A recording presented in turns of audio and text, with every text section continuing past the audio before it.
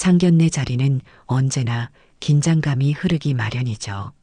하지만 이날만큼은 그 긴장감이 예상과는 전혀 다른 방향으로 흘러갔습니다. 호텔 한정 식당의 고급스러운 분위기 속에서 두 집안이 마주 앉은 순간부터 뭔가 이상한 기운이 감돌았거든요. 윤정은 수수한 한복을 입고 조용히 자리에 앉아 있었어요. 62살의 나이답지 않게 고든 자세와 차분한 눈빛이 인상적이었죠. 반면 며느리가 될 세연은 화려한 원피스에 명품 액세서리를 걸치고 마치 패션쇼라도 하듯 등장했습니다. 30살의 세연은 외모에 상당히 신경을 쓰는 타입이었고 오늘도 완벽한 메이크업과 스타일링으로 무장하고 있었어요. 어머니, 안녕하세요. 세연의 인사는 형식적이었습니다. 고개를 살짝 숙이는 정도였죠. 윤정은 따뜻한 미소로 답했어요. 그래, 고생 많았겠구나. 멀리서 와줘서 고마워. 하지만 진짜 문제는 그 다음부터 시작됐습니다. 예단을 주고받는 시간이 되자 세연의 태도가 급변했어요. 윤정이 정성스럽게 준비한 예단 봉투를 받아든 세연이 갑자기 봉투를 들어 흔들더니 이렇게 말하는 거예요. 어머니, 혹시 이거 현금으로 하신 건가요? 목소리에 의심이 가득했죠. 주변이 순간 조용해졌습니다. 윤정은 당황스러웠지만 차분히 답했어요. 응, 은행에서 깨끗한 걸로 준비했어. 그런데 세연은 거기서 그치지 않았어요. 요즘은 다들 계좌이체로 하던데 뭔가 답답하시네요. 이 말에 도윤이 세연아 하고 말렸지만 세연은 이미 다음 공격을 준비하고 있었죠. 윤정이 며느리를 위해 특별히 맞춘 금반지를 꺼내자 세연은 반지를 받아보더니 표정을 찌푸렸어요. 이거 좀 작은 것 같은데요. 제 손가락 사이즈 말씀드렸잖아요. 그리고는 정말 충격적인 말을 했습니다. 아, 어머니 손가락이 두꺼우셔서 착각하신 건가요? 그 순간 식당 안이 얼어붙었어요. 도윤의 얼굴이 창백해졌고 사돈인 미경조차 민망한 표정을 지었죠. 하지만 윤정은 놀랍도록 침착했습니다. 그저 조용히 고개를 끄덕이며 다시 맞춰주마 하고 말했을 뿐이에요. 하지만 세연의 공격은 여기서 끝나지 않았습니다. 식사를 하는 도중에도 계속됐죠. 어머니, 웨딩드레스 맞출 때 말씀드렸잖아요. 저희 집은 체면이 있으니까 시댁에서는 조용히 해달라고요. 너무 시골티 나게 하시면 곤란해요. 이 말을 들은 순간 윤정과 함께 온 시장 상인 할아버지가 움찔했어요. 평생 땀 흘려 일하며 살아온 분이었는데 갑자기 자신이 부끄러운 존재가 된 것 같은 기분이 들었던 거죠. 그런데 정말 끔찍한 일이 그 다음에 벌어졌습니다. 세연이 갑자기 자리에서 일어나더니 윤정에게 다가왔어요. 그리고는 사람들이 보는 앞에서 윤정의 이마를 손가락으로 콕콕 찌르기 시작한 거예요. 어머니, 정말 어디서 그런 시골티를. 세연의 목소리는 낮았지만 독이 있었어요. 마치 윤정을 깎아내리려는 악의가 담겨 있었죠. 윤정의 이마를 찌르는 세연의 손끝에는 날카로운 분노와 오만함이 서려 있었습니다. 주변 사람들은 모두 충격에 빠졌어요. 상견례 자리에서 며느리가 시어머니에게 이런 행동을 한다는 것은 상상할 수도 없는 일이었거든요. 도윤은 얼굴이 새하얗게 질려서 세연아, 그만해. 하고 소리쳤지만 이미 늦었습니다. 그런데 더욱 놀라운 것은 윤정의 반응이었어요. 분노하거나 당황하는 대신 윤정은 세연을 조용히 바라보며 이렇게 말했습니다. 사람은 말보다 손끝이 먼저 나오면 결국 그 손끝이 자기 인생을 찌르게 되는 법이야. 윤정의 목소리는 낮고 차분했지만 그 안에는 무언가 깊은 의미가 담겨 있었어요. 마치 예언 같은 말이었죠. 세연은 그 말을 듣고도 비웃음을 지었지만 주변 사람들은 모두 윤정의 침착함에 감탄했습니다. 식사가 끝날 때쯤 더욱 충격적인 일이 벌어졌어요. 세연이 친구들과 주고받은 카톡 스크린샷이 우연히 윤정의 눈앞에 떨어진 거예요. 거기에는 윤정을 시골 김치라고 부르며 조롱하는 내용이 적혀 있었죠. 윤정은 그 스크린샷을 보고도 화를 내지 않았어요. 그저 조용히 접어서 한복 저고리 안쪽 주머니에 넣었을 뿐이었죠. 하지만 그 순간 윤정의 눈빛에는 무언가 단단한 결심이 서려 있었습니다. 상견례가 끝나고 헤어질 때 세연은 마지막으로 윤정과 함께 온 시장 상인 할아버지에게도 모욕을 줬어요. 뭔가 냄새가 하며 코를 막는 신용을 했죠. 그 할아버지는 평생 정직하게 살아온 분이었는데 그런 대우를 받고는 고개를 떨어뜨릴 수밖에 없었어요. 하지만 윤정은 끝까지 품위를 잃지 않았습니다. 세연에게 정중히 인사하며 앞으로도 잘 지내자꾸나 하고 말했죠. 그 모습을 본 사람들은 모두 윤정의 인품에 감탄했지만 동시에 분노도 느꼈습니다. 그날 밤 집으로 돌아온 윤정은 혼자 앉아 깊은 생각에 잠겼어요. 30년 전 남편을 잃고 홀로 아들을 키우며 시장 분식집부터 시작해 여기까지 온 인생을 되돌아보았죠. 그리고 이제는 무언가를 결심한 듯 조용히 일어났습니다. 새벽 5시 윤정은 어김없이 일어났습니다. 어제 상견례에서 벌어진 일들이 마치 꿈처럼 느껴졌지만 한복 저고리 안쪽 주머니에 있는 카톡 스크린샷이 현실임을 일깨워줬죠. 하지만 윤정은 평소와 다름없이 하루를 시작했어요. 시장으로 향하는 길, 윤정의 발걸음은 언제나처럼 가벼웠습니다. 30년 동안 걸어온 이 길은 이제 그녀의 일부나 다름없었거든요.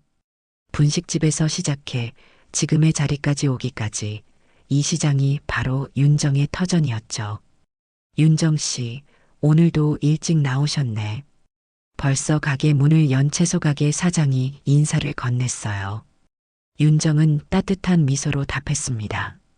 그래, 김 사장님도 고생 많으시네. 시장 한편에 마련된 무료 급식소에서 윤정은 조용히 국 배식을 도왔어요. 주로 혼자 사는 어르신들과 어려운 처지의 사람들이 줄을 섰죠. 윤정은 이름도 밝히지 않고 뒷정리와 설거지만 했습니다. 이미 10년 넘게 이어온 일상이었어요. 이 국 정말 맛있어. 누가 끓이는 거야? 한 할머니가 물었지만 윤정은 그저 웃기만 했죠. 사람들은 윤정이 누군지 모르고 그저 친절한 봉사자 정도로만 생각했습니다. 윤정이 원하는 바로 그것이었어요. 오전 9시 시장 상인의 회의가 시작됐습니다. 윤정은 맨 뒤편에 조용히 앉아 있었어요. 회의 내용은 주로 임대료와 관련된 것들이었죠. 이번 달도 상생재단에서 임대료를 20%나 깎아줬답니다. 상인회 회장의 목소리에는 감사함이 가득했어요. 정말 고마운 일이야. 요즘 같은 때 임대료 부담이 얼마나 큰데. 다른 상인들도 맞장구를 쳤습니다. 그러게 말이야. 상생재단 이사장님이 누군지는 모르겠지만 정말 훌륭한 분이야. 맞아. 우리 같은 서민들 사정을 이렇게 헤아려 주시다니. 윤정은 조용히 미소만 지었어요. 사람들이 자신을 몰라보는 것이 오히려 편했죠. 진짜 도움은 이렇게 조용히 베푸는 것이라고 생각했거든요. 회의가 끝난 후 윤정은 자신의 작은 사무실로 돌아갔습니다. 겉으로 보기엔 그냥 시장 상인 중 한 명의 사무실 같았지만 서랍 안에는 놀라운 서류들이 가득했어요. 임대차 계약서, 근저당 등기부등본, 시청 공문 등이 차곡차곡 정리되어 있었죠. 그 중에서도 특히 눈에 띄는 것은 대형 물류창고와 도매상가 관련 서류들이었습니다. 계약서 상단에는 미경유통이라는 회사명이 적혀 있었고 바로 세연의 어머니 미경이 운영하는 회사였어요. 윤정은 그 서류들을 차분히 들여다보며 무언가를 확인했습니다. 한편 도윤은 회사에서 일에 집중할 수 없었어요. 어제 상견례에서 벌어진 일들이 계속 머릿속을 맴돌았거든요. 특히 세연이 어머니의 이마를 찌르는 모습은 도저히 잊을 수가 없었죠. 도윤아, 무슨 일 있어? 동료가 물었지만 도윤은 대답하기 어려웠어요. 사랑하는 사람이 자신의 어머니를 모욕한 상황을 어떻게 설명할 수 있겠습니까? 점심시간이 되자 도윤은 세연에게 전화를 걸었어요. 세연아, 어제 일 때문에 얘기 좀 하자. 하지만 세연의 반응은 예상과 달랐습니다. 뭘 얘기해? 난 잘못한 게 없는데. 세연의 목소리에는 반성의 기미라곤 찾아볼 수 없었어요. 오히려 시어머니가 너무 촌스러우셔서 민망했다고. 우리 엄마도 그러시던데. 도윤은 할 말을 잃었어요. 세연아, 그래도 우리 어머니신데. 어머니든 뭐든 사실은 사실이잖아. 나는 체면이 있는 사람이야. 세연의 말에는 조금의 양보도 없었죠. 전화를 끊은 도윤은 깊은 한숨을 쉬었어요. 사랑하는 사람과 어머니 사이에 끼인 자신의 처지가 너무나 괴로웠거든요. 하지만 옳고 그름만은 분명히 할 수 있었습니다. 세연이 잘못했다는 것을요. 저녁이 되자 도윤은 어머니를 찾아갔어요. 윤정은 평소처럼 작은 분식집에서 설거지를 하고 있었죠. 이 분식집은 윤정이 처음 시작한 곳이었고 지금도 가끔 직접 운영하곤 했어요. 엄마, 도윤의 목소리에는 미안함이 가득했어요. 윤정은 손을 닦으며 아들을 맞았습니다. 왔구나, 힘들었지? 엄마, 어제 일 정말 미안해. 도윤은 고개를 숙였어요. 하지만 윤정은 오히려 아들을 위로했죠. 괜찮다. 사랑하면 눈이 멀기도 하는 법이야. 그런데 도윤이 어머니의 손을 잡는 순간 미세한 떨림을 느꼈어요. 윤정은 평소에 늘 차분하고 단단한 사람이었는데 손이 살짝 떨리고 있는 거예요. 그제야 도윤은 어머니도 상처받았다는 것을 깨달았습니다. 엄마, 괜찮아? 도윤이 걱정스럽게 물었지만 윤정은 고개를 저었어요. 괜찮다. 다만, 윤정은 잠시 말을 멈췄다가 이어갔습니다. 사람을 제대로 보는 눈을 기르는 게 중요하다. 겉모습에 속으면 안 되거든. 그 말에는 깊은 뜻이 담겨 있었어요. 세연이 보기에 윤정은 그저 시골 분식집 사장일 뿐이었지만 실제로는 전혀 다른 사람이었거든요. 하지만 윤정은 아직 그 모든 것을 드러낼 때가 아니라고 생각했습니다. 밤이 깊어가며 윤정은 혼자 서류들을 정리했어요. 상생재단 이사장으로서의 업무, 임대사업 관련 계약들, 그리고 지역 상권 살리기 프로젝트까지. 겉으로 보기엔 평범한 시장 아주머니였지만 실제로는 지역 경제의 큰 축을 담당하고 있었던 거죠. 특히 미경 유통과의 계약서를 다시 한번 꼼꼼히 살펴보며 윤정은 무언가를 확인했어요. 계약 조건들, 특약 사항들, 그리고 위반 시 제재 조항들까지 모든 것이 명확하게 기록되어 있었죠. 그리고 윤정은 조용히 중얼거렸습니다. 손끝으로 남을 찌르는 사람은 언젠가 그 손끝이 자신을 찌르게 된다는 걸 배우게 될 거야. 그 목소리에는 분노가 아닌 차분한 확신이 담겨 있었어요. 월요일 아침 윤정은 평소보다 일찍 일어났습니다. 오늘부터 본격적인 행동에 들어갈 때였거든요. 하지만 그 행동이라는 것이 세연이 생각하는 그런 감정적인 보복은 아니었어요. 윤정이 선택한 것은 철저히 원칙과 절차에 따른 정당한 대응이었죠. 오전 10시 윤정은 시내 한 로펌을 방문했습니다. 김 변호사는 윤정과 오랜 인연이 있는 사람이었어요. 상생재단 설립 때부터 법무를 담당해온 믿을 만한 파트너였죠. 이사장님, 오랜만이에요. 김 변호사는 윤정을 반갑게 맞았습니다. 상견례는 어떻게 됐어요? 그 질문에 윤정은 쓴웃음을 지었어요. 그래서 왔습니다. 윤정은 차근차근 상황을 설명했어요. 세연의 모욕적인 행동들, 그리고 무엇보다 미경 유통의 그동안의 갑질 행태까지. 김 변호사는 점점 심각한 표정이 되었죠. 이건 단순한 개인적인 문제가 아니네요. 김 변호사는 고개를 저었어요. 미경 유통의 계약 위반 사항들을 보니 상당히 심각합니다. 하청업체 대금 연체, 일방적인 단가 후려치기, 심지어 안전관리 의무까지 소홀히 하고 있어요. 윤정은 준비해온 서류들을 차례로 꺼냈습니다. 지난 3년간 축적된 미경 유통의 계약 위반 증거들이었어요. 보복이 아닙니다. 그냥 원래 해야 할 일을 하는 거죠. 갑질 중단 요구서부터 보내겠습니다. 김 변호사는 서류를 정리하며 말했어요. 그리고 임대차 계약 위반 사항에 대한 시정 명령도 함께요. 법적 근거가 명확하니까 문제 없을 겁니다. 같은 시각 회계사무소에서도 비슷한 작업이 진행되고 있었어요. 상생재단의 전담 회계사인 박 회계사는 미경유통의 재무 상태를 면밀히 검토하고 있었죠.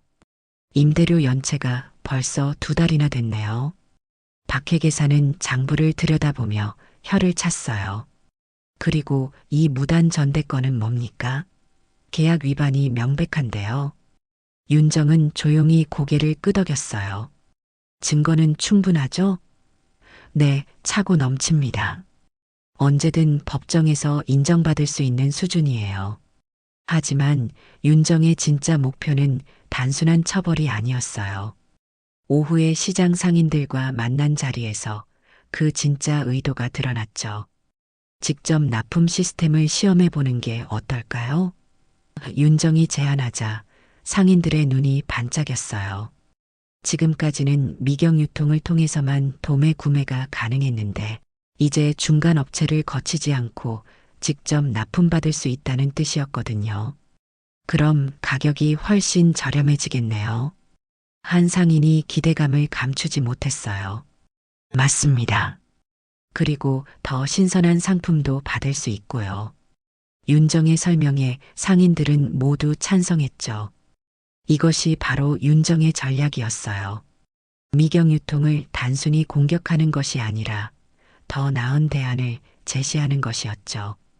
파괴가 아닌 창조, 보복이 아닌 개선이 목표였거든요. 한편 미경은 자신의 회사 사무실에서 불안한 하루를 보내고 있었어요. 아침부터 계속 이상한 전화들이 걸려오고 있었거든요. 대표님, 하청업체들이 대금 지급을 재촉하고 있어요. 직원의 보고에 미경은 인상을 찌푸렸어요. 뭘 그렇게 급하게 구느냐고 해. 그런데 법무팀에서도 연락이 왔는데 뭔가 법적 문서를 받을 수도 있다고. 미경은 갑자기 불길한 예감이 들었어요. 설마 어제 상견례 때문에 뭔가 문제가 생긴 건 아닐까? 하지만 곧 그 생각을 떨쳐냈죠. 윤정 같은 시골 아줌마가 뭘 할 수 있겠어요? 그런데 오후 5시경 정말로 공식 문서가 도착했습니다. 갑질 중단 요구서와 계약 위반 시정 명령서였어요. 발송인은 상생재단 법무팀이었죠. 이게 뭐야? 미경은 서류를 읽어보며 당황했어요. 하청업체 대금 연체, 부당한 단가 조정, 안전관리 소홀 등등 모든 위반 사항이 정확한 날짜와 함께 기록되어 있었거든요. 누가 이런 걸 보냈어? 상생재단이라는 곳인데 저희 물류창고 임대인이잖아요. 직원의 말에 미경은 더욱 혼란스러워졌어요. 임대인이 갑자기 왜 이런 문서를 보낸 걸까요? 그 순간 미경의 핸드폰이 울렸어요. 세연이었죠. 엄마, 큰일 났어요. 도윤이가 자꾸 어제 일 때문에 뭐라고 해요. 세연의 목소리에는 짜증이 가득했어요. 뭐라고 하는데? 시어머니한테 사과하라고요. 말도 안 되잖아요. 내가 뭘 잘못했다고. 세연은 여전히 자신의 잘못을 인정하지 않고 있었어요. 미경은 갑자기 머리가 복잡해졌어요. 딸의 상견례 문제와 회사로 날아온 법적 문서가 관련이 있는 건 아닐까? 하지만 그럴 리 없다고 생각했죠. 시골 분식집 아줌마가 상생재단과 무슨 관련이 있겠어요. 그날 저녁 도윤은 또다시 세연을 만나 대화를 시도했어요. 카페에서 마주 앉은 두 사람의 분위기는 어제보다 더 냉랭했죠. 세연아, 진심으로 부탁한다. 우리 어머니께 사과 좀 하자. 도윤의 목소리에는 간절함이 담겨 있었어요. 하지만 세연은 단호했습니다. 싫어. 나는 잘못한 게 없어. 세연은 커피를 젓지도 않고 말했어요. 오히려 시어머니가 분위기 파악을 못 하시는 것 같은데 우리 집 수준에 맞춰서 행동하셔야죠. 수준? 도윤은 세연의 말에 충격을 받았어요. 세연아, 그게 무슨 말이야?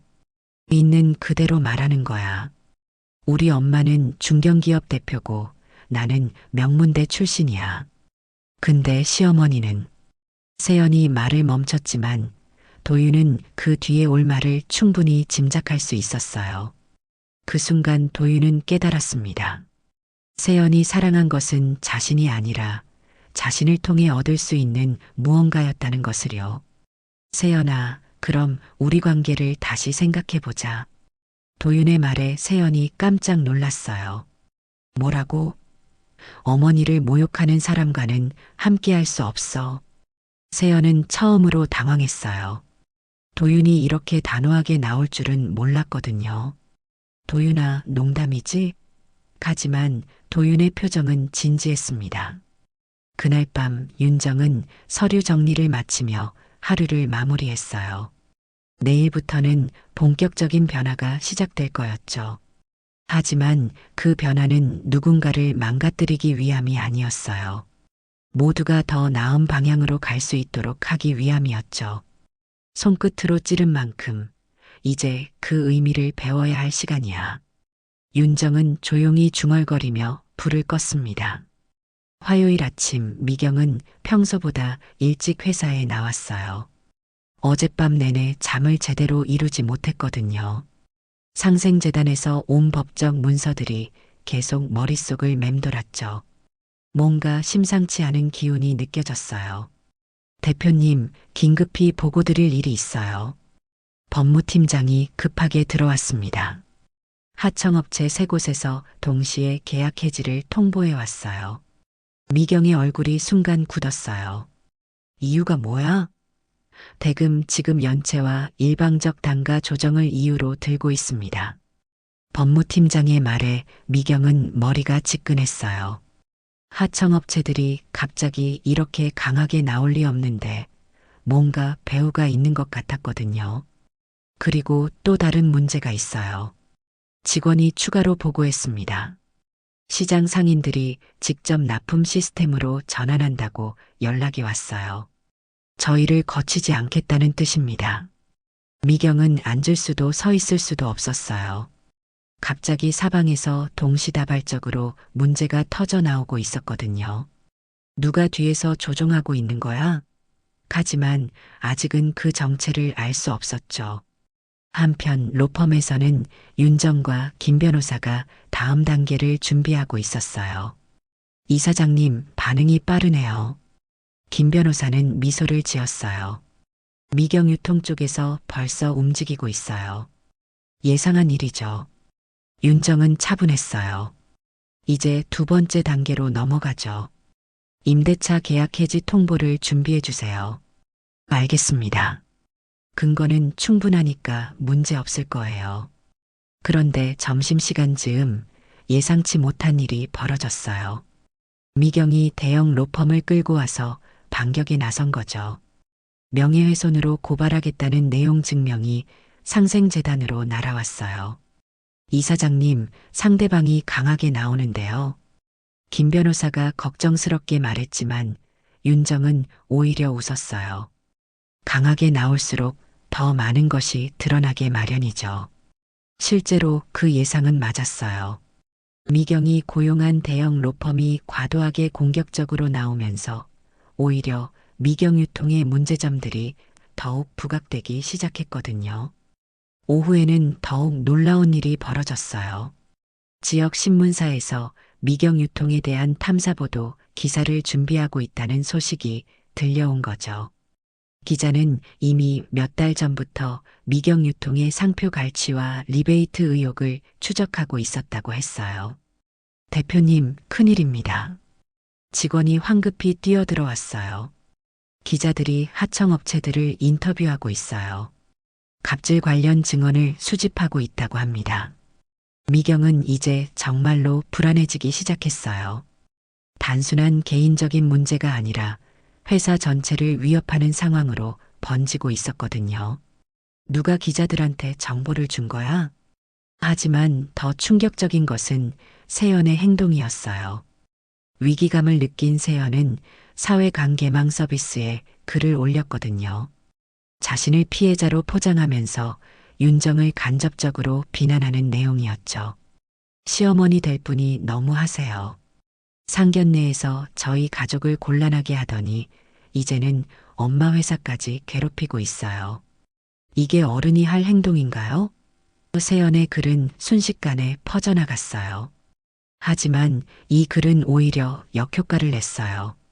사람들이 구체적으로 뭘 어떻게 했길래 상견례에서 무슨 일이 있었나요? 그 같은 댓글을 달기 시작한 거죠. 세연은 당황해서 글을 삭제했지만 이미 스크린샷이 돌아다니고 있었어요.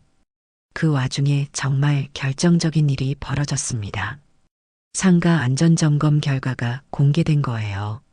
미경유통이 운영하는 물류창고에서 스프링클러 시설 불량과 소방법 위반 사항이 다수 발견된 것이죠. 이건 정말 심각한 문제네요. 소방서 담당자는 고개를 저었어요. 화재가 났다면 대형 참사로 이어질 수도 있었어요. 안전 점검 결과는 곧바로 언론에 보도되었죠. 이쯤 되자 시장 사람들도 움직이기 시작했어요. 윤정과 오랫동안 함께 해온 상인들은 미경유통의 갑질을 직접 경험한 사람들이었거든요. 그들이 하나둘씩 증언에 나서기 시작한 거예요. 미경유통 직원들이 우리를 어떻게 대했는지 다 기억해요. 채소가게 사장이 분노했어요. 납품 대금도 제때 안 주고 물건의 트집만 잡고 정말 견디기 힘들었어요. 그러게 말이야. 우리가 구걸하는 사람들 취급했잖아. 다른 상인도 맞장구 쳤어요. 윤정 씨만 아니었으면 진작에 망했을 거야. 이런 증언들이 영상으로 촬영되어 온라인에 올라가기 시작했어요. 특히 미경유통 직원이 상인들에게 갑질하는 전화 녹취록까지 공개되면서 여론이 급격히 나빠졌죠. 야, 너네 물건질 떨어진 거 알지? 이번 달 단가 또 깎을 거야. 녹취록 속 목소리는 정말 오만방자했어요. 불만 있으면 다른 데 가든가. 어디 갈 데도 없으면서. 이 녹취록을 들은 사람들은 모두 분노했어요. 댓글에는 이게 사람이 할 말인가요? 약자를 이렇게 괴롭히다니 같은 비난이 쏟아져 나왔죠. 저녁이 되자 미경은 완전히 패닉 상태에 빠졌어요. 하루 사이에 회사가 완전히 구설수에 오른 거예요. 도대체 누가 이런 짓을 하는 거야? 미경은 책상을 치며 소리쳤지만 답은 나오지 않았어요. 그때 세연에게서 전화가 왔어요. 엄마, 도윤이가 이상해졌어요. 결혼을 다시 생각해 보자고 해요. 세연의 목소리는 불안으로 가득했어요. 뭐라고? 미경은 더욱 당황했어요. 회사 문제도 모자라서 딸의 결혼까지 위험해진 상황이었거든요. 너 혹시 상견례에서 뭔 짓 한 거 아니야? 나는 아무것도 안 했어요. 그냥 평소대로 행동했을 뿐이에요. 세연은 여전히 자신의 잘못을 인정하지 않았어요. 하지만 미경은 이제 뭔가 심각한 실수가 있었다는 것을 직감했죠. 그날 밤 윤정은 시장을 천천히 걸어보았어요. 상인들이 하나둘 문을 닫고 집으로 돌아가는 시간이었죠. 30년 전 이곳에서 작은 분식집을 시작했을 때를 떠올렸어요. 그때의 윤정은 정말 아무것도 가진 게 없었어요. 남편을 잃고 어린 아들을 키우며 하루하루를 버텨내는 것만으로도 벅찼죠. 하지만 포기하지 않았어요. 정직하게, 성실하게 살아왔고 그 결과 지금의 자리에 올 수 있었죠. 시간이 지나면 모든 게 제자리를 찾기 마련이야. 윤정은 조용히 중얼거렸어요. 내일부터는 더욱 큰 변화가 시작될 거였지만 윤정은 전혀 두렵지 않았어요. 진실은 언제나 승리하게 되어 있으니까요. 수요일 아침 윤정은 평소보다 조금 일찍 일어났습니다. 오늘이 바로 모든 것을 공개하는 날이었거든요. 30년 동안 조용히 숨겨왔던 자신의 진짜 모습을 세상에 드러내는 순간이었죠. 거울 앞에 선 윤정의 표정은 한없이 차분했어요. 하지만 그 차분함 속에는 오랜 세월 쌓인 단단한 의지가 서려 있었습니다. 새벽 6시 윤정은 평소처럼 시장으로 향했어요. 하지만 오늘은 무료급식 봉사 대신 다른 일을 해야 했죠. 상생재단 사무실로 가서 오늘 기자회견에 필요한 마지막 서류들을 점검하는 것이었어요. 서류 가방에는 미경 유통과의 모든 계약서, 위반 증거자료, 그리고 앞으로의 계획이 담긴 문서들이 정리되어 있었죠. 이사장님, 오늘 정말 공개하시는 건가요? 재단 직원이 걱정스럽게 물었어요. 그동안 윤정은 자신의 정체를 철저히 숨기며 활동해 왔거든요. 네, 이제 때가 됐어요. 윤정의 답변은 단호했습니다. 숨어서 도움을 주는 것도 좋지만 때로는 앞에 나서야 할 순간이 있어요. 오전 9시 시청 담당자와의 마지막 협의가 있었어요. 기자회견장 준비와 보안 관련 사항들을 점검했죠. 상당히 많은 기자들이 올 예정입니다. 담당자가 보고했어요. 미경 유통 사건 때문에 관심이 집중되고 있거든요. 그럴 줄 알았어요. 윤정은 예상했다는 듯이 고개를 끄덕였어요. 진실은 언제나 사람들의 관심을 끌게 마련이니까요. 윤정의 목소리에는 흔들림이 없었죠. 30년간 시장에서 쌓은 경험이 이런 순간에도 그녀를 든든하게 받쳐주고 있었어요. 오전 10시 시청 기자회견장에는 예상보다 훨씬 많은 기자들이 모여 있었습니다. 지역 언론뿐만 아니라 중앙 언론사 기자들까지 와 있었어요. 미경유통 갑질 사건이 연일 화제가 되면서 전국적인 관심을 끌고 있었거든요. 하지만 아무도 오늘의 진짜 주인공이 누구인지 몰랐죠. 상생재단 이사장이 직접 나서서 기자회견을 한다더군요. 한 기자가 동료에게 말했어요. 그런데 이사장이 누구예요? 얼굴을 본 사람이 있나요? 글쎄요, 정말 신비주의던데요. 몇 년째 정체를 숨기고 있었잖아요. 또 다른 기자가 답했어요. 기자들은 모두 궁금해했어요. 상생재단은 지난 10년간 지역사회에 엄청난 영향을 미쳐왔는데 정작 이사장의 정체는 베일에 쌓여 있었거든요. 간혹 공식 행사에 참석할 때도 항상 뒤편에서 조용히 지켜보기만 했죠. 오늘이 처음으로 전면에 나서는 순간이었어요. 어떤 분일까요? 아마 재벌 출신이거나 정치인 출신일 거예요. 아니면 대기업 임원 출신일 수도 있고요.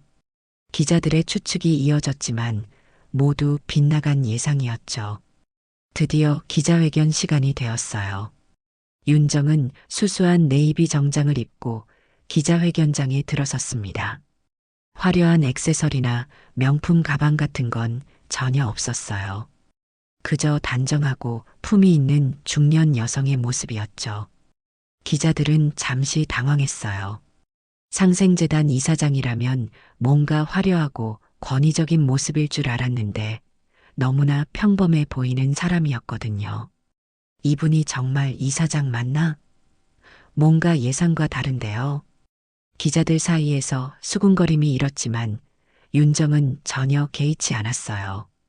오히려 이런 반응을 예상하고 있었죠. 안녕하세요. 상생재단 이사장 윤정입니다. 윤정이 마이크 앞에 서자 기자회견장이 순식간에 조용해졌어요. 그 차분하고 단단한 목소리에는 오랜 세월 쌓인 경험과 지혜가 담겨 있었죠. 기자들도 그 진중한 분위기를 느꼈어요. 오늘 이 자리에 선 것은 미경 유통과의 계약 관계에 대해 명확히 말씀드리기 위해서입니다. 윤정의 첫마디에 기자들이 일제히 메모를 시작했어요. 저희 상생재단은 미경 유통이 사용하고 있는 물류창고와 도매상가의 실소유 임대인입니다. 이 말이 떨어지자 기자회견장이 웅성거리기 시작했어요. 상생재단이 미경유통의 핵심 시설 임대인이라는 사실은 완전히 새로운 정보였거든요. 지금까지 아무도 이런 관계를 알지 못했어요. 윤정은 기자들이 정리할 시간을 주고 나서 계속 말했습니다. 저희는 3년 전부터 미경유통의 계약 위반 사항들을 지속적으로 확인해 왔습니다. 윤정이 준비해온 서류들을 하나씩 들어보였어요. 임대료 연체가 상습적으로 이루어졌고 무단 전대행위도 확인됐습니다. 그리고 안전관리 의무를 심각하게 위반했죠. 기자들의 시선이 집중됐어요. 이런 구체적인 사실들은 처음 공개되는 내용이었거든요. 무엇보다 중요한 것은 사회적 임대 조건인 상생 조항을 완전히 무시했다는 점입니다. 윤정의 목소리에는 분노가 아닌 안타까움이 배어 있었어요. 상생 조항이 구체적으로 무엇입니까? 한 기자가 질문했어요. 윤정은 미소를 지으며 자세히 설명했습니다. 지역 상인과 하청업체를 공정하게 대우하고 함께 성장할 수 있는 건전한 거래, 질서를 만들겠다는 약속이었어요. 임대료를 시세보다 낮게 책정한 대신 사회적 책임을 다하겠다는 조건이었죠. 하지만 미경유통은 정반대로 행동했습니다. 윤정은 구체적인 사례들을 제시했어요. 하청업체 대금을 의도적으로 연체하고 일방적으로 단가를 후려쳤어요. 시장 상인들에게는 갑질을 일삼았고 심지어 안전시설까지 제대로 관리하지 않았죠. 그 순간 기자회견장 뒤쪽에서 소동이 일어났어요. 미경이 변호사 2명과 함께 급하게 들어온 거예요. 미경의 얼굴은 창백했고 당황한 기색이 역력했어요. 잠깐만요. 미경이 큰 소리로 외쳤습니다. 이건 일방적인 주장 아닙니까? 윤정은 미경을 조용히 바라보았어요. 며칠 전 상견례에서 만났을 때와는 완전히 다른 상황이었죠. 그때의 자신만만하고 오만한 모습은 온데간데없고 지금은 완전히 위축되어 있었어요. 미경 대표님도 오셨네요. 환영합니다. 함께 이야기해보죠. 당신이 도대체 누구길래 우리 회사를... 미경이 말하다가 갑자기 멈췄어요. 윤정의 얼굴을 자세히 본 순간 뭔가를 깨달은 거죠. 며칠 전 상견례에서 봤던 그 조용한 여자, 자신의 딸이 그렇게 무시하고 모욕했던 그 사람이었어요. 설마 당신이 세연이 시어머니? 기자회견장이 순간 쥐죽은 듯이 조용해졌어요. 모든 기자들이 숨을 죽이고 상황을 지켜봤죠. 그리고 윤정이 천천히 분명하게 고개를 끄덕였습니다. 네, 맞습니다. 며칠 전 상견례에서 배웠죠. 이제 모든 퍼즐이 완전히 맞춰지기 시작했어요. 기자들은 흥미진진한 표정으로 상황의 전개를 지켜봤죠. 단순한 계약 분쟁이 아니라 상견례에서 벌어진 개인적인 갈등이 이렇게 큰 사회적 파장으로 이어진 거였어요.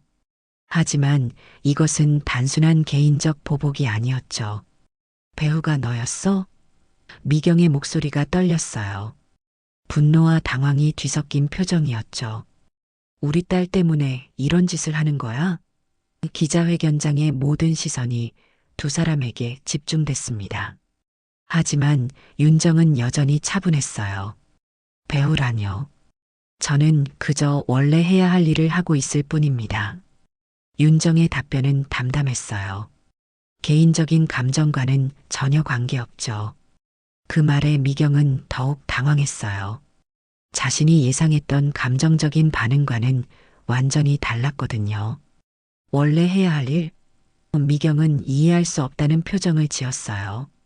개인적인 감정으로 우리 회사를 망가뜨리려고 하는 거 아니야? 미경의 목소리에는 절망감이 스며들어 있었죠. 하지만 윤정은 단호하게 고개를 저었어요. 감정이 아닙니다. 원칙이죠. 윤정이 다시 마이크를 잡았어요. 지난 3년간 축적된 증거들을 보시죠. 윤정은 준비해온 서류들을 차례로 제시했습니다. 하청업체들의 진술서, 대금 연체 증명서, 안전점검 결과서까지 모든 것이 체계적으로 정리되어 있었어요. 기자들은 서류들을 보며 감탄했어요. 이런 철저한 준비는 감정적인 보복에서는 나올 수 없는 것이었거든요. 이 모든 증거들은 상견례가 있기 훨씬 전부터 수집된 것들입니다. 윤정이 설명했어요. 개인적인 일과는 완전히 별개의 문제죠. 저는 오늘부로 미경유통과의 임대차 계약 해지를 공식 통보합니다. 윤정의 선언에 기자회견장이 다시 웅성거렸어요. 그리고 계약 위반으로 인한 손해배상을 청구할 것입니다. 법적 절차에 따라 모든 것을 진행하겠어요. 미경은 이제 완전히 절망에 빠진 표정이었어요. 회사의 핵심 시설을 잃게 되면 사업 자체가 불가능해지거든요. 당신, 정말 이렇게 할 거야? 미경의 목소리가 떨렸어요. 우리 딸이 실수했다고 해서 이렇게까지. 하지만 저희의 목적은 단순한 처벌이 아닙니다. 윤정의 다음 말에 모든 사람이 귀를 기울였어요. 이것이 바로 윤정다운 접근이었죠. 진정한 상생을 만들어가는 것입니다. 미경유통이 사용하던 시설들은 앞으로 하청업체와 시장 상인들이 협동조합 형태로 직접 운영하게 될 것입니다. 이 말에 기자들이 깜짝 놀랐어요. 단순히 회사를 망가뜨리는 것이 아니라 더 공정하고 지속 가능한 시스템을 만들겠다는 것이었거든요. 무이자 운영자금도 상생재단에서 지원할 예정입니다. 진짜 상생이 무엇인지 직접 보여드리겠어요. 그리고 미경유통도 원한다면 이 새로운 시스템에 동참할 수 있습니다. 윤정의 말에 미경이 고개를 들었어요. 다만 조건이 있습니다. 진정한 반성과 개선 의지를 보여주셔야 해요. 과거의 잘못을 인정하고 앞으로는 정말로 상생하는 기업이 되겠다는 약속을 해주셔야 하죠. 이것이 윤정의 진짜 목표였어요.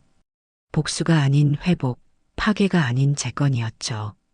미경은 이런 제안을 전혀 예상하지 못했어요.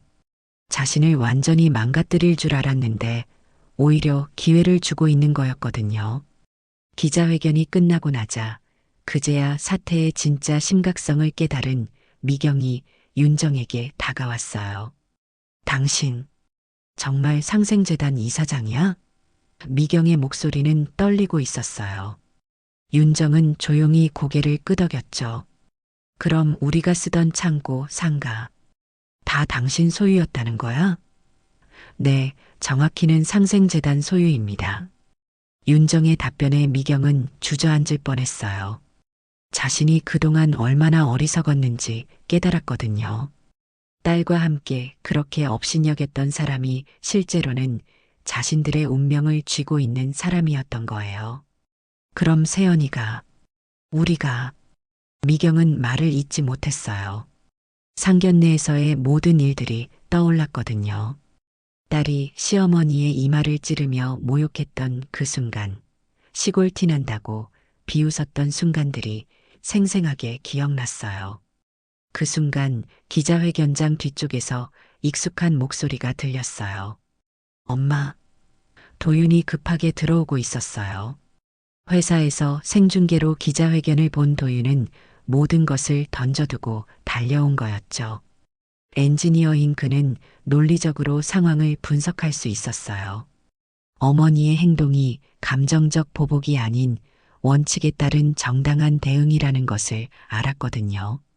도윤아, 윤정이 아들을 보며 따뜻한 미소를 지었어요. 놀랐지? 미안하다. 하지만 도윤은 미안해하지 말라며 어머니에게 다가갔어요. 그리고 조용히 어머니의 손을 잡았습니다. 그 손은 여전히 미세하게 떨리고 있었어요. 며칠 전 세연에게 받은 상처가 아직 아물지 않았던 거죠. 엄마, 미안해요. 이제 제가 옆에 있을게요. 도윤의 말에는 깊은 결심이 담겨 있었어요. 그동안 세연과 어머니 사이에서 갈등하며 어정쩡한 태도를 보였던 자신이 부끄러웠거든요. 이제는 확실히 오른편에 서겠다는 의미였죠. 카메라 플래시가 연달아 터지는 가운데 윤정과 도윤 모자가 함께 서 있는 모습이 포착됐어요. 이 사진은 몇 시간 후 모든 언론 매체에 실렸죠. 조용한 어머니의 정의로운 반격이라는 제목과 함께요. 하지만 기사의 논조는 단순한 보복이 아닌 사회 정의를 구현하는 모범 사례로 다뤄졌어요. 한편 세연은 집에서 이 모든 상황을 실시간으로 지켜보고 있었어요. 컴퓨터 화면과 핸드폰을 번갈아 가며 기사들을 읽어보았지만 현실이 믿어지지 않았어요. 자신이 그렇게 무시하고 모욕했던 시어머니가 알고 보니 상생재단 이사장이었다는 사실에 완전히 멍해진 상태였죠. 이럴 수가. 세연은 자신이 믿고 있던 모든 가치관이 한순간에 무너지는 것을 느꼈어요. 학벌, 집안, 외모 같은 겉모습만 보고 사람을 판단했던 자신의 오만함이 얼마나 어리석었는지 깨달았거든요. 그리고 무엇보다 도윤을 잃을 수도 있다는 두려움이 밀려왔어요. 세연의 핸드폰이 쉴 새 없이 울렸어요. 친구들, 지인들의 연락이 폭주하고 있었거든요. 세연아, 뉴스 봤어. 내 시어머니가 그런 분이셨다니. 상견례에서 무슨 일 있었던 거야? 도윤이는 괜찮아? 모든 전화가 부담스러웠어요. 특히 며칠 전 자신이 사회관계망 서비스에 올렸던 글이 다시 화제가 되고 있었어요. 시어머니를 간접적으로 비난했던 그 글 때문에 더욱 곤란한 상황에 처한 거죠. 세연이가 상생재단 이사장님을 몰랐나? 이런 분을 무시했다니. 댓글들이 점점 악화되고 있었어요. 기자회견 이후 상황은 완전히 급반전되었어요. 그동안 미경 유통을 두려워했던 하청업체들이 용기를 내기 시작했죠. 이제 정말로 걱정 없이 일할 수 있겠네요. 상생재단이 우리를 지켜준다니 이렇게 든든할 수가 없어요. 업체 대표들의 목소리에는 희망이 가득했어요. 시장 상인들의 반응은 더욱 뜨거웠어요. 윤정 씨가 그런 대단한 분이었다니. 그래서 그동안 우리를 그렇게 도와주셨구나. 정말 고마운 분이야. 겉모습만 보고 사람을 판단하면 안 되는구나. 상인들은 윤정의 진짜 모습을 알고 나서 더욱 깊이 존경하게 되었어요. 저녁 시간이 되자 윤정은 혼자 조용히 시장을 걸어보았어요. 30년 전 남편을 잃고 이곳에서 작은 분식집을 시작했던 그 시절이 떠올랐죠. 그때는 정말 아무것도 가진 게 없었어요. 하지만 포기하지 않고 정직하게, 성실하게 살아왔고 그 결과 지금 이 자리에 올 수 있었어요. 사람을 겉모습으로 판단하면 안 돼. 윤정은 조용히 중얼거렸어요. 진짜 중요한 건 그 사람의 마음과 행동이야. 내일부터는 더욱 큰 변화가 시작될 거였지만 윤정은 전혀 두렵지 않았어요. 진실은 언제나 제자리를 찾게 되어 있고 선한 의지는 결국 승리하게 되어 있으니까요. 목요일 아침 법원에서는 중요한 절차가 진행되고 있었어요. 상생재단이 신청한 가처분 결정에 대한 심리였죠. 미경유통 측에서는 대형 로펌을 동원해 강력하게 대응했지만 증거가 너무나 명확했어요. 판사는 오전 11시에 가처분 인용 결정을 내렸습니다. 미경유통은 즉시 해당 시설의 사용을 중지하고 명도할 것을 명한다. 결정문이 낭독되는 순간 미경의 얼굴이 창백해졌어요. 이제 정말로 회사의 핵심 시설을 잃게 된 거였죠. 변호사들은 항고를 검토하겠다고 했지만 승산이 희박하다는 것을 모두 알고 있었어요.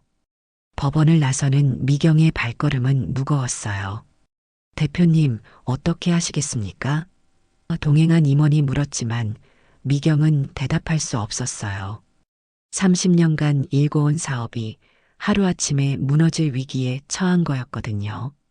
그리고 그 모든 원인이 딸의 잘못된 행동에서 시작됐다는 사실이 더욱 괴로웠어요. 한편 상생재단 사무실에서는 새로운 계획이 본격적으로 진행되고 있었어요. 윤정은 하청업체 대표들과 시장 상인 대표들을 한자리에 모았죠. 이제부터 여러분이 직접 주인이 되는 시스템을 만들어 가겠습니다. 윤정의 말에 참석자들의 눈이 반짝였어요. 구체적으로 어떻게 운영될까요? 한 업체 대표가 질문했어요. 윤정은 준비해온 자료를 펼치며 설명했습니다. 협동조합 형태로 운영하되 각자의 전문성을 살린 역할 분담을 할 거예요. 물류 전문가, 유통 전문가, 시장 상인들이 함께 참여해서 정말로 공정한 거래 시스템을 만드는 겁니다. 초기 운영 자금은 어떻게 하죠? 또 다른 질문이 나왔어요. 상생재단에서 무이자로 지원할 예정입니다. 윤정의 답변에 모든 사람이 놀랐어요. 다만 조건이 있어요. 여러분도 과거의 미경유통처럼 갑질하는 기업이 되어서는 안 됩니다. 정말로 상생하는 기업 문화를 만들어 가야 해요. 참석자들은 모두 진지하게 고개를 끄덕였어요. 그들도 미경유통의 갑질을 직접 경험한 사람들이었거든요. 우리는 절대 그런 실수를 하지 않겠습니다. 서로 도우며 성장하는 건전한 기업을 만들겠어요. 다짐의 목소리가 이어졌죠. 하지만 윤정의 마음은 복잡했어요. 미경유통을 완전히 무너뜨리는 것이 과연 옳은 일인지 고민이 되었거든요. 수백 명의 직원들이 일자리를 잃을 수도 있는 상황이었어요. 그래서 윤정은 한 가지 제안을 준비하고 있었죠. 오후 3시 윤정은 미경에게 직접 전화를 걸었어요. 미경 대표님 만나서 이야기할 수 있을까요? 미경은 처음엔 거절하려 했지만 윤정의 진지한 어조에 마음이 움직였어요. 알겠습니다. 어디서 만날까요? 조용한 카페에서 두 사람이 마주 앉았어요. 며칠 전 상견례 때와는 완전히 다른 분위기였죠. 그때의 오만하고 자신만만했던 미경의 모습은 온데간데였고 지금은 완전히 지쳐 보였어요. 미경 대표님, 직원분들 걱정 많이 되시죠? 윤정이 먼저 말문을 열었어요. 미경은 고개를 들어 윤정을 바라봤어요. 따뜻한 걱정의 목소리에 약간 놀랐거든요. 자신을 완전히 망가뜨리려는 사람의 목소리가 아니었어요. 솔직히 그게 가장 걱정이에요. 미경의 목소리가 떨렸어요. 저야 어떻게든 되겠지만 직원들은 죄가 없잖아요. 가족들 먹여 살려야 하는 사람들인데. 미경의 눈가에 눈물이 맺혔어요. 처음으로 진솔한 모습을 보여주는 순간이었죠. 그래서 제안이 있어요. 윤정이 서류를 꺼냈어요.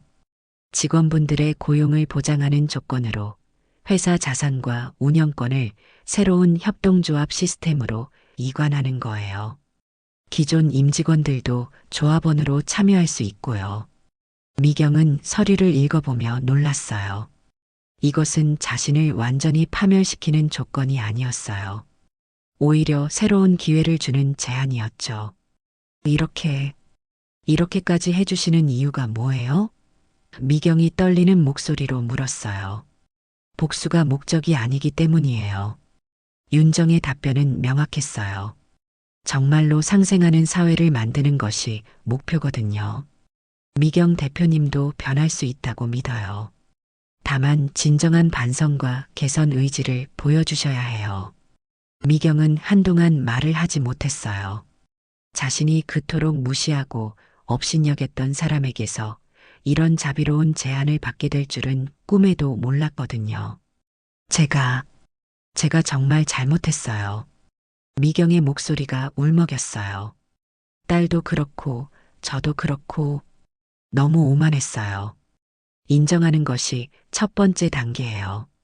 윤정이 따뜻하게 말했어요. 이제부터 어떻게 행동하느냐가 더 중요하죠. 미경은 고개를 끄덕이며 결심했어요. 진짜 변화를 만들어 보겠다고요.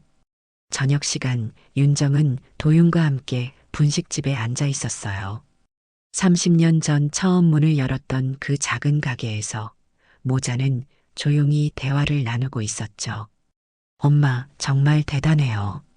도윤이 진심으로 말했어요. 저라면 감정적으로 대응했을 텐데, 감정으로 행동하면 아무것도 해결되지 않아. 윤정이 미소 지으며 답했어요. 진짜 변화는 시스템을 바꿀 때 일어나는 거야. 도윤은 어머니의 지혜에 감탄했어요. 이런 어머니를 둔 자신이 자랑스러웠죠. 세연이는 어떻게 할 거예요? 도윤이 조심스럽게 물었어요. 윤정은 잠시 생각해 보더니 답했어요. 그것은 세연 씨가 선택할 문제야. 진정으로 반성하고 변할 의지가 있다면 우리도 기회를 줄 수 있어. 그 순간 분식집 문이 열리며 누군가 들어왔어요. 세연이었죠. 며칠 만에 많이 야위어 보였어요. 화려한 차림새도 없이 수수한 옷을 입고 조심스럽게 들어온 거예요. 시어머님, 세연의 목소리가 떨렸어요. 윤정과 도윤은 세연을 바라보았어요. 며칠 전의 오만한 모습과는 완전히 다른 사람 같았죠. 앉아. 윤정이 조용히 말했어요. 세연은 두 사람 앞에 조심스럽게 앉았습니다.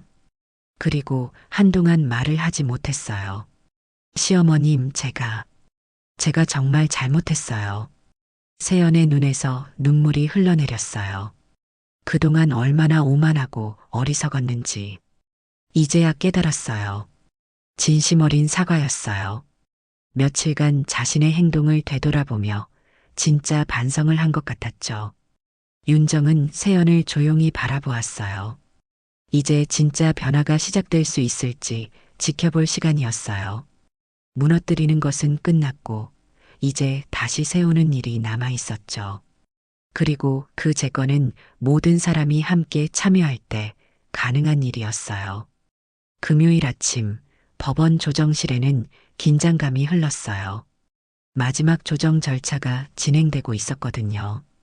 윤정과 상생재단 측 변호사들, 그리고 미경과 미경유통 측 변호사들이 마주 앉아 있었죠. 하지만 이번엔 싸우기 위한 자리가 아니었어요.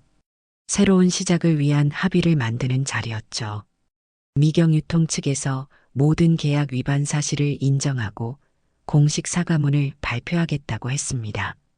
조정위원이 합의 내용을 정리했어요. 그리고 부당하게 취득한 이익은 모두 환수하며 지역 상생을 위한 기금을 출연하기로 했고요. 미경은 고개를 숙이며 서명했어요. 며칠 전까지만 해도 상상할 수 없던 일이었지만 이제는 받아들일 수 있었어요. 윤정의 진심을 느꼈고 진짜 변화의 기회를 얻은 것에 감사하고 있었거든요. 새로운 협동조합 시스템에서는 모든 참여자가 동등한 발언권을 갖게 됩니다. 윤정이 덧붙였어요. 미경 대표님과 기존 직원분들도 원한다면 조합원으로 참여할 수 있어요. 다만 과거와는 완전히 다른 방식으로 일해야 하죠. 알겠습니다. 미경의 답변에는 결심이 담겨 있었어요. 정말로 상생하는 기업을 만들어 보겠어요. 법정 조정이 마무리되자 모든 사람의 얼굴에 안도감이 스며들었어요. 파괴가 아닌 재건으로 마무리되는 결과였죠. 오후 2시 시장 한복판에서는 특별한 축제가 열리고 있었어요. 상생직납센터 재개장 행사였죠. 미경유통이 독점하던 유통 시스템이 이제는 모든 사람이 함께 참여하는 협동조합으로 바뀐 것을 축하하는 자리였어요. 새 간판이 참 보기 좋네요. 시장 상인들이 흐뭇한 표정으로 바라봤어요. 상생직납센터라고 쓰인 간판은 화려하지는 않았지만 따뜻한 의미가 담겨 있었죠. 이제 하청업체와 상인들이 진짜 주인이 된 거였어요. 윤정은 무대에 올라 간단한 인사말을 했어요. 오늘은 진짜 상생이 무엇인지 보여주는 날입니다. 서로 경쟁하고 이기려고만 하는 것이 아니라 함께 성장하고 도우며 살아가는 것이 진정한 상생이죠. 사람들이 박수를 쳤어요. 그 소리에 섞여 누군가의 목소리가 들렸어요. 시어머님, 세연이었죠. 며칠 동안 깊이 반성한 후 오늘 이 자리에 온 거예요. 사람들 앞에서 공개적으로 사과하기 위해서였어요. 세연은 떨리는 발걸음으로 무대 앞으로 걸어 나왔어요. 평소에 화려한 차림새 대신 수수한 옷을 입고 있었어요. 화장도 진하지 않았고 명품 액세서리도 없었죠. 완전히 다른 모습이었어요. 시어머님, 그리고 여러분. 세연이 마이크를 잡자 시장이 조용해졌어요. 저는 며칠 전까지 정말 오만하고 어리석은 사람이었어요. 세연의 목소리가 떨렸지만 진심이 담겨 있었어요. 시어머님을 무시하고 모욕했어요. 겉모습만 보고 판단했죠. 제가 얼마나 잘못된 생각을 가지고 있었는지 이제야 깨달았어요. 사람들은 조용히 세연의 말을 들었어요. 진짜 반성하는 모습이 느껴졌거든요. 그런데 세연의 다음 행동이 모든 사람을 놀라게 했어요. 세연이 무대에서 내려와 윤정 앞에 무릎을 꿇은 거예요. 시어머님, 제 손끝이 사람의 마음을 찌른 죄 용서해 주세요. 시장 전체가 숨을 죽였어요. 세연이 자신의 손을 들어 윤정의 이마 근처로 가져갔지만 이번에는 찌르지 않았어요. 대신 조심스럽게 자신의 이마를 윤정의 이마에 가까이 대며 깊이 절을 했어요. 이마는 찌르는 것이 아니라 내려놓고 맞대는 것임을 이제 배웠습니다. 세연의 목소리는 떨렸지만 분명했어요. 손끝으로 남을 아프게 하는 것이 아니라 손끝으로 남을 일으켜 세우는 사람이 되겠어요. 윤정은 세연의 진심을 느꼈어요. 며칠 전까지만 해도 상상할 수 없었던 변화였죠. 윤정은 조용히 세연의 어깨에 손을 올렸어요. 일어나. 윤정의 목소리는 따뜻했어요. 진짜 변화는 이제부터 시작이야. 사람들이 뜨거운 박수를 보냈어요. 복수와 보복이 아닌 용서와 화해의 장면이었거든요. 도윤도 어머니와 세연을 바라보며 안도의 미소를 지었어요. 이제 정말로 새로운 시작이 가능할 것 같았죠. 축제가 한창일 때 예상치 못한 사람이 나타났어요. 미경이었죠. 며칠 전 법원 조정에서 합의한 대로 오늘부터 공익근무를 시작하기로 했거든요. 화려했던 평소 모습과는 달리 편안한 작업복을 입고 있었어요. 미경 대표님도 오셨네요. 윤정이 반갑게 맞았어요. 오늘부터 시장 어르신들 돌봄 배달을 함께 해주시기로 했죠? 미경은 어색하게 고개를 끄덕였어요. 처음 해보는 일이라 긴장되었거든요. 걱정하지 마세요. 천천히 배우시면 돼요. 시장 상인 할머니가 따뜻하게 말했어요. 며칠 전까지 미경에게 무시당했던 그 할머니였지만 이제는 기꺼이 도움의 손을 내밀고 있었어요. 진짜 상생이 무엇인지 보여주는 순간이었죠. 해가 저물어갈 무렵 축제가 마무리되었어요. 사람들은 하나둘씩 집으로 돌아갔지만 윤정은 혼자 시장을 천천히 걸어보았어요. 30년 전 이곳에서 시작한 작은 분식집이 이제는 이렇게 큰 변화의 중심이 되었죠. 윤정은 분식집으로 돌아가 마지막 설거지를 했어요. 내일 아침에도 무료 급식을 준비해야 했거든요. 여전히 도움이 필요한 사람들이 많았으니까요. 하지만 이제는 혼자가 아니었어요. 세연이 자원봉사를 시작하기로 했고 미경도 함께하기로 했거든요. 사람을 찌르던 손끝이 이제는 누군가를 일으켜 세우는 손끝이 되길. 윤정은 조용히 중얼거렸어요. 무너뜨림의 끝은 다시 세움이어야 하니까. 며칠 후 도윤과 세연은 작은 약속을 했어요. 우리도 상생의 가정을 만들자. 서두르지 않고 천천히 진정한 이해와 존중을 바탕으로 관계를 새롭게 시작해 보기로 한 거예요. 세연은 이제 상생재단 장학팀에서 자원봉사를 하며 조금씩 변화해 가고 있었어요. 미경은 매일 아침 시장에 나와 어르신들을 위한 배달 봉사를 했어요. 처음엔 어색했지만 점점 보람을 느끼기 시작했어요. 이런 일이 이렇게 의미 있는 줄 몰랐네. 미경은 진심으로 말했어요. 돈으로 살 수 없는 가치를 배워가고 있었죠. 어느 화창한 아침, 윤정은 평소처럼 국배식을 위해 국물 한 국자를 더 떠서 줄을 선 사람들에게 나누어 주었어요. 그 줄에는 이제 세영과 미경도 함께 서 있었어요. 받는 사람이 아니라 주는 사람으로서요. 정말 따뜻한 국이에요. 한 할아버지가 고마워하며 말씀하셨어요. 누가 끓이는 건지 모르겠지만 마음까지 따뜻해져요. 윤정은 미소만 지었어요. 여전히 이름을 밝히지 않고 조용히 도움을 주는 것이 윤정다운 방식이었거든요. 시장은 이제 완전히 새로운 모습이었어요. 상생 직납센터를 중심으로 모든 상인들이 공정하게 거래하고 서로 도우며 성장하고 있었죠. 갑질은 사라지고 진짜 상생의 문화가 자리 잡았어요. 저녁 무렵 윤정은 분식집 문을 닫으며 하루를 정리했어요. 오늘도 많은 사람들이 따뜻한 식사를 할 수 있었고 서로 도우며 살아갈 수 있었어요. 손끝으로 누군가를 찔렀던 사람들이 이제는 손끝으로 누군가를 일으켜 세우는 사람들로 변했죠. 진짜 상생은 이런 거야. 윤정은 만족스러운 미소를 지었어요. 서로 경쟁하며 이기려고만 하는 것이 아니라 함께 성장하며 모두가 행복해지는 것. 그것이 진정한 상생이지. 며칠 전 모든 것을 잃을 뻔했던 사람들이 이제는 새로운 희망을 품고 살아가고 있었어요. 무너뜨리고 끝내는 것이 아니라 다시 세우고 함께 성장해가는 것. 그것이 윤정이 보여준 진짜 지혜였죠. 손끝으로 찌르며 시작된 이야기가 손끝으로 어루만지며 끝나는 아름다운 결말이었어요. 그리고 이것은 끝이 아니라 모든 사람이 함께 만들어가는 새로운 시작이었죠.